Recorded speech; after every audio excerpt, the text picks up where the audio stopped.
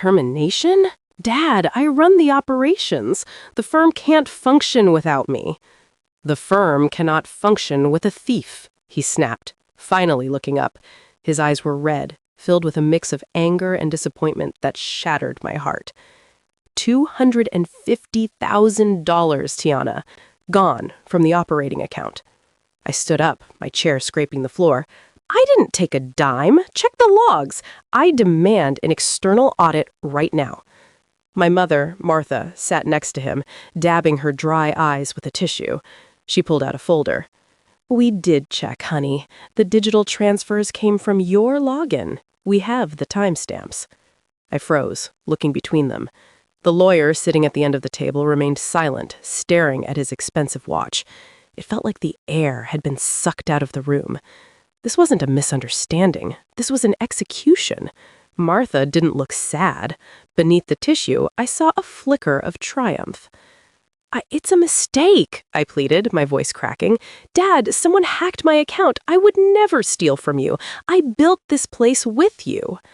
Logan shook his head, pushing a document toward me. You are out of the family, Tiana. Joel is the sole beneficiary now. Sign the papers and leave. If you fight this, we call the police. I looked at the man I had idolized my whole life. He wouldn't even let me defend myself. I didn't sign. I just backed out of the room, realizing that my life as I knew it was over. Before we continue, if you love our stories, do well to encourage us by hitting the like button, sharing, and subscribing for more. My name is Tiana. I'm 30 years old, a licensed architect, and until 10 minutes ago, I was the one keeping my father's legacy alive. I walked out to the parking lot, my legs feeling like jelly. I dropped my box of personal items on the hood of my sedan and tried to breathe. Rough day? I looked up. My younger brother Joel was leaning against his brand new red sports car, a car he definitely couldn't afford on his junior associate salary. He was smirking, twirling his keys. You knew, I whispered. You knew Mom was going to do this. Joel shrugged, picking at his fingernails. I didn't just know, Tiana. I helped her print the logs. You worked too hard anyway. You were making us all look bad. He laughed, a hollow, cruel sound. Mom says it's my turn to shine now. You're just in the way. The realization hit me like a physical punch. This wasn't a mistake. This was a coup. They had planned this for months while I was fixing their mistakes. I reached into my pocket, pulled out my office keys and my badge, and tossed them on the asphalt. I got into my car shivering violently. I wasn't cold. I was in shock. To understand why my own mother would destroy me, you have to go back to just 2 weeks before the firing. It started on Tuesday. I was in my office, buried under blueprints, trying to fix a zoning issue that Logan had ignored. Martha breezed in, smelling of expensive perfume and entitlement. She didn't knock. Tiana, darling, I need you to cut a check for $20,000. The Historical Society Gala is coming up, she said, examining her manicure. I didn't even look up. No, Mom, cash flow is tight until the Henderson client pays the invoice. We can't afford it. The room went deadly silent. I looked up to see her face. The fake warmth was gone. Her eyes were ice cold. You're acting like you own this place, she hissed, leaning over my desk. You're just an employee. I am the owner's wife. I'm protecting the company, I shot back. Someone has to.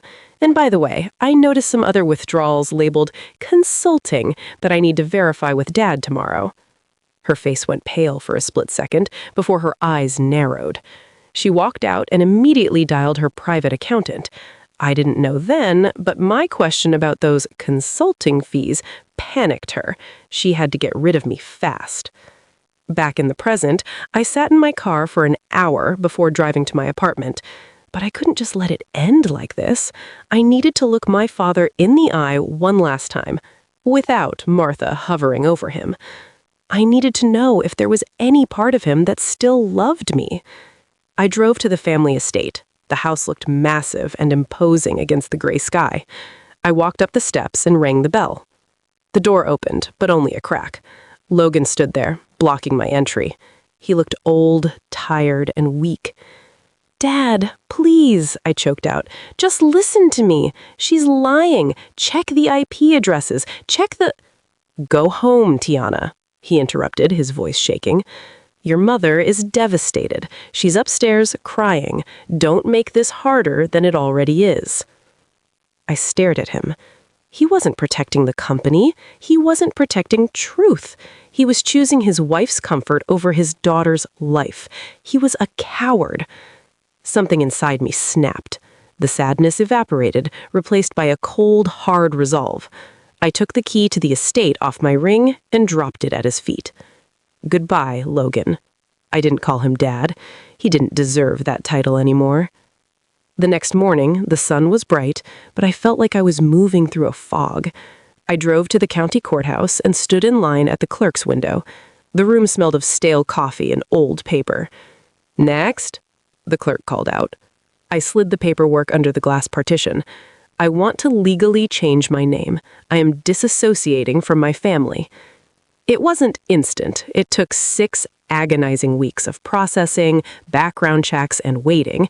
During that time, I systematically erased my existence. I blocked their numbers. I deleted my social media accounts. I cut my long hair into a sharp, short bob and dyed it jet black. Finally, the letter arrived. The clerk stamped the seal with a heavy thud. Tiana Fairmont was dead. I chose the name Vale. It was my grandmother's maiden name, a woman who had actually loved me. I packed only what I needed and broke the lease on my apartment. I didn't leave a note. I didn't send a text. I just got in my car and drove toward the city limits. The clerk handed me my new ID and said, "Good luck, Miss Vale." I was going to need it, but more importantly, I was going to make sure they regretted the day they pushed me out. I started Vale Arc Solutions in a cramped guest bedroom of a rental house 3 towns over. I didn't have my father's capital or my mother's connections. All I had was a laptop, my license, and a burning desire to prove them wrong.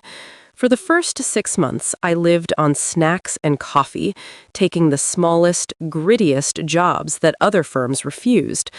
While I was scraping by, I kept tabs on my old life. I saw the press releases. Joel appointed Chief Operating Officer. I saw the photos of him popping champagne on a yacht while I was debugging CAD files at 3 a.m. It made my blood boil, but I channeled that rage into my work. I became ruthless. I stopped being the nice girl who covered for people.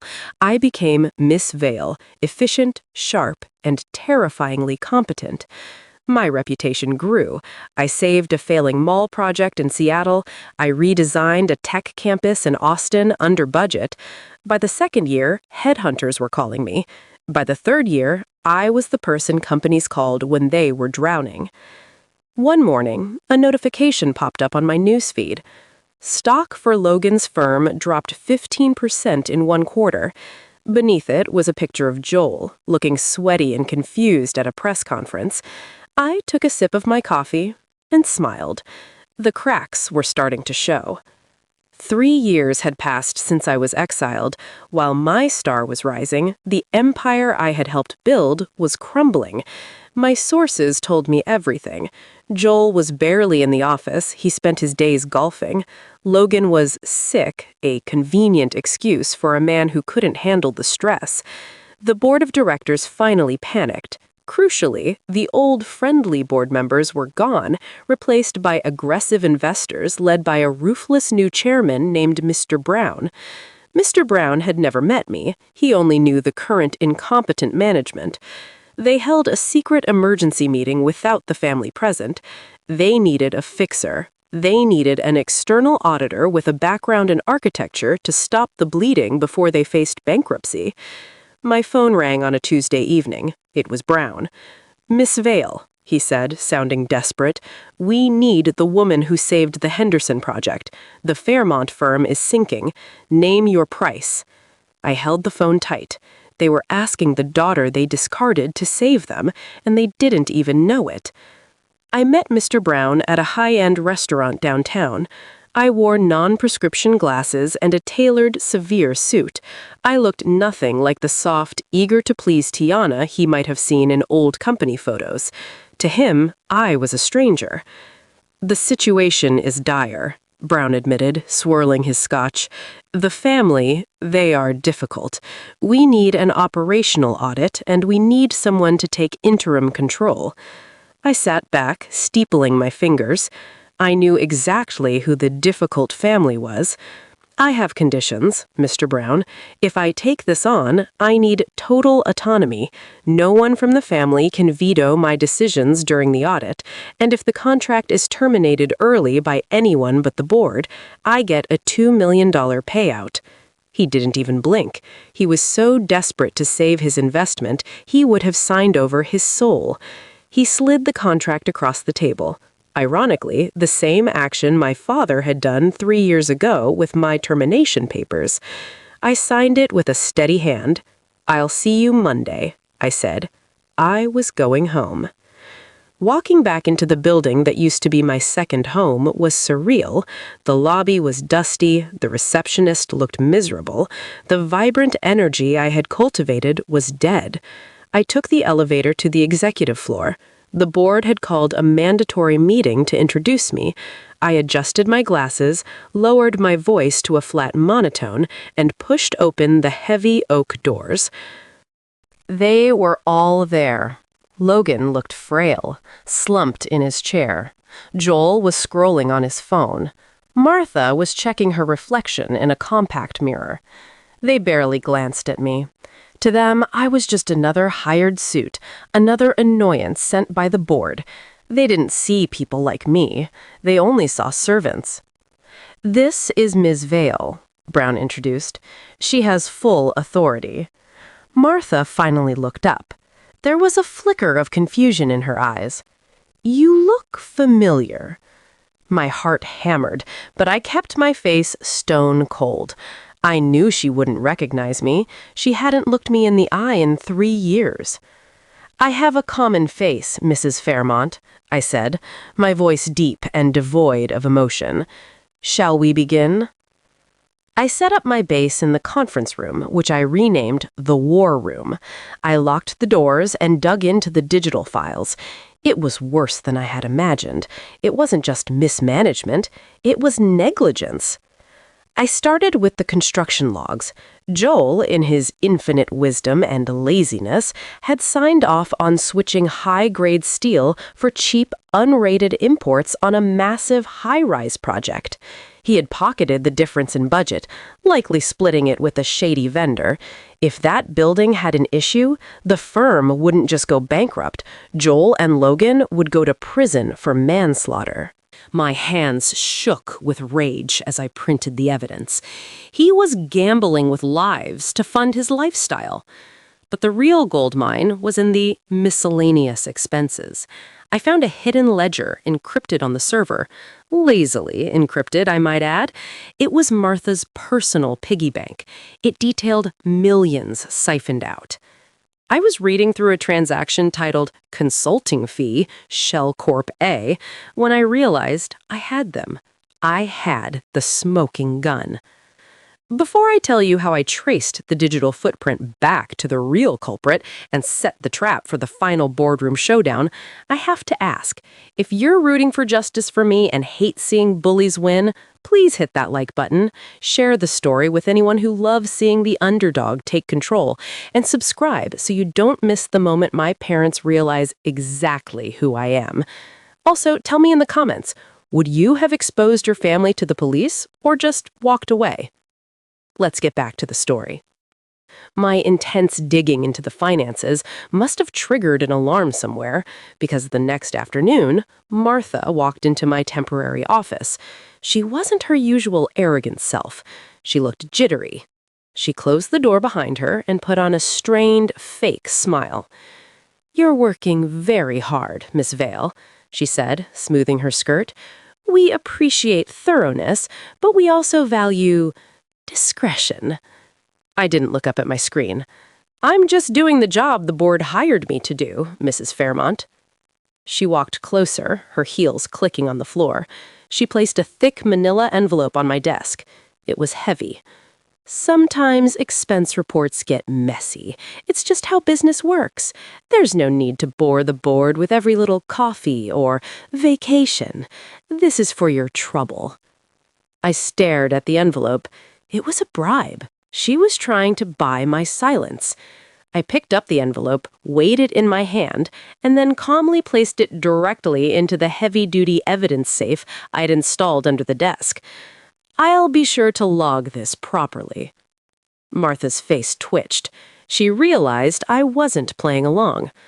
Just do your job and don't dig too deep. You don't want to make enemies here. That night, after the cleaning crew had left, I stayed behind. The office was dark, lit only by the glow of my monitors. I had enough evidence to bury Joel and Martha for current crimes, but I needed closure on the past. I used the new master administrator credentials the board had issued me for the audit. With full clearance to access the deepest archived server logs, I hunted for the transaction, the $250,000 transfer that ruined my life. I traced the digital footprint back through the firewall. I didn't just look for an IP address, which could be faked. I looked for the MAC address, the unique hardware fingerprint of the device. As the code resolved on the screen, my breath hitched. The MAC address didn't belong to Martha's tablet. It matched only one machine in the building, the secure laptop that sat on the CEO's desk. My father's laptop. I sat back, stunned. Martha might have planned it, but Logan had physically executed the transfer. He wasn't just a passive victim. He had pressed the button that destroyed his own daughter. The next morning, I called an urgent off-site meeting with Brown. We met at a quiet coffee shop far from the office. I slid a binder across the table. "This is the preliminary report," I said. "Joel has been authorizing substandard steel. The company's liable for millions, and Martha has embezzled nearly $3 million. Brown turned pale as he flipped through the pages. "My God, this is criminal negligence." He looked up at me, his eyes narrowing. "You've done this incredibly fast, and you seem personally invested. Why are you so angry, Miss Vale?"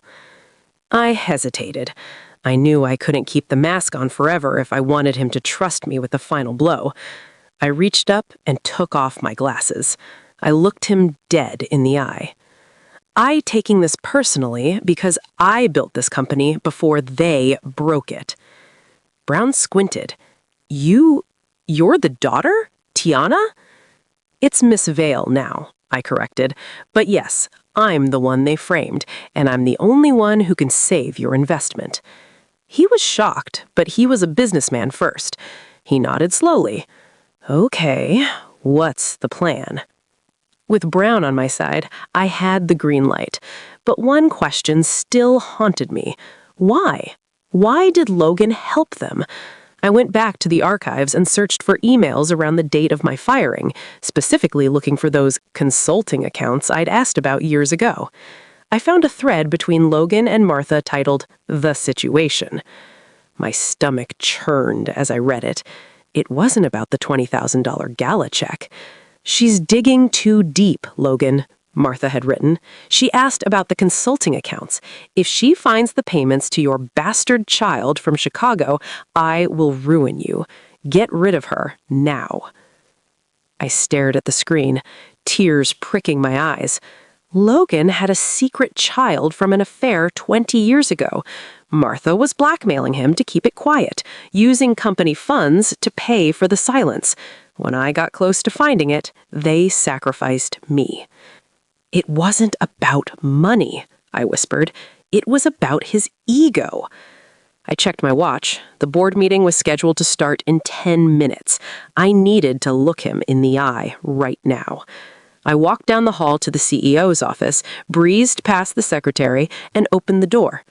Logan was sitting there, staring out the window. He looked like a ghost. "Miss Vale," he said, turning slowly. "I didn't hear you knock." I walked up to his desk and dropped the folder containing the email thread right in front of him. Then I dropped the Ms. Vale act. "Hello, Logan," I said, using my real voice. He froze. He looked at the folder, then up at my face. The recognition hit him like a train. His hand started to shake violently. "Tiana?" he whispered. "No, it can't be." "You sacrificed me for a secret," I said, my voice cold. "You let them destroy my life so you wouldn't have to face your mistake in Chicago." He turned a sickly shade of gray. I had no choice. She threatened everything."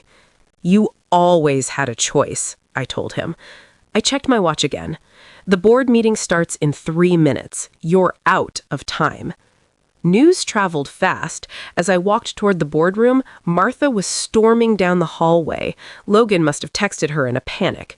She didn't look composed. She looked feral. 2 security guards were trailing behind her, looking unsure. "Get her out!" Martha screamed, pointing a manicured finger at me. "She is a trespasser. Remove her immediately." I stood my ground. "Gentlemen, I have full operational control authorized by the chairman." The guards hesitated, looking between the screaming wife and the calm consultant. "I am the owner's wife," Martha shrieked. "Grab her." Just then, Mr. Brown stepped out of the boardroom. "Stand down," he ordered, the guards, his voice booming. "Ms. Vale is in charge. Escort Mrs. Fairmont to her seat. We have a meeting to start." Martha gasped, realizing her power was gone. She shot me a look of pure hatred as she marched into the room. The boardroom air was thick enough to choke on. The directors sat on one side. On the other side sat my family. Logan, looking defeated, Joel, looking confused, and Martha, glaring at me. They thought they still had a chance. Martha whispered to Joel, probably assuring him they could spin this. They underestimated how thoroughly I had prepared. I stood at the head of the table. I walked over to the door and audibly clicked the lock. "What is she doing?" Joel asked, scoffing. "Is this a hostage situation?" "No," I said, plugging my laptop into the main projector. "It's a foreclosure." I looked at the room. Over the last 4 weeks, I have audited every digital footprint in this company. What I found isn't just incompetence, it is criminal activity. I pressed the spacebar. The screen lit up. The room went silent. "Slide 1, I said. The screen showed Joel's emails authorizing the cheap, dangerous steal, along with the kickback payments he received. "This is gross negligence," I explained. "If that building goes up, this firm is liable for millions. Joel knowingly endangered lives for a payout." Brown stood up furious. "Joel, you are fired. Get out." Joel sputtered. "You can't. My dad owns—" "Slide 2, I interrupted. The screen changed to Martha's secret ledger, the $3 million she had siphoned. The board gasped. Martha turned pale. But I wasn't done. "And finally," I said, my voice dropping an octave, "Slide 3. The screen displayed the forensic trail of the $250,000 transfer from 3 years ago. It showed the MAC address of Logan's laptop. 3 years ago, I was accused of theft. This proves that the transfer was executed by Logan Fairmont to frame me, to cover up a blackmail plot regarding his secret child." I looked at Logan. "I didn't steal a dime, and now, legally, my name is cleared." The room was in chaos. The board was shouting, Martha was crying fake tears, but I raised my hand for silence. "There is one final matter," I said. "Because of the mismanagement, this company is insolvent. However, using the profits of my consultancy and a massive line of credit from the banks that trust me, a private equity firm called Vale Holdings has been quietly buying up the shares your frustrated investors were selling." I paused for effect. "I own Vale Holdings, and as of this morning, I hold 51% of the voting stock." The color drained from Martha's face. "I'm using my majority vote to remove Logan as CEO for gross negligence and to bar Martha and Joel from the premises permanently." "It's over," I told them. "Pack your things." Martha lunged at me, her hand raised to slap me. I caught her wrist in midair. My grip was iron. "Don't touch the CEO," I whispered. I shoved her hand away. Security entered and escorted my mother's screaming and weeping brother out of the building. Logan just sat there, unable to look at me. Months later, the office was unrecognizable. The toxic atmosphere was gone, replaced by the hum of productive, happy architects. The sign out front now read Vale Architecture. We were profitable again. I was in my office when my personal cell phone rang. It was Logan. I let it ring, staring at the screen. Rumor was that Martha had left him when the money dried up. Joel was facing jail time for the construction fraud. Logan was alone in a small apartment. I thought about the little girl who used to worship him. I forgave her, and I forgave him, for my own peace. But forgiveness doesn't mean access. I had built a new life, a new name, and a new legacy. I gently pressed decline and turned my phone face down. I picked up my pen and went back to work. I had won the right way, without lies and without shortcuts. And for the first time in my life, I was truly free. This story isn't just about corporate revenge or a toxic family. It is a powerful reminder that your value is not determined by the lies people tell about you. Tiana was stripped of her name, her inheritance, and her reputation, but she didn't let that destroy her. She realized that her competence and her integrity were assets that no one could steal. The lesson: when people throw dirt on your name, don't stand there and argue. Go build a garden they can't afford to enter. Success is the best revenge, but peace is the ultimate victory. Sometimes you have to lose the people you love to find the person you were meant to be. Thank you so much for following Tiana's journey from the betrayed daughter to the CEO of her own destiny. It was an emotional ride of vindication, and we hope you felt every moment of her triumph. If you enjoyed this story and love hearing about underdogs who prove everyone wrong, please smash that like button, subscribe to the channel, and turn on notifications so you never miss a new episode. Tell us in the comments, do you think Tiana was right to decline her father's final phone call? Or should she have given him a second chance now that he was alone? Type Team Justice if you think she made the right call. See you in the next story.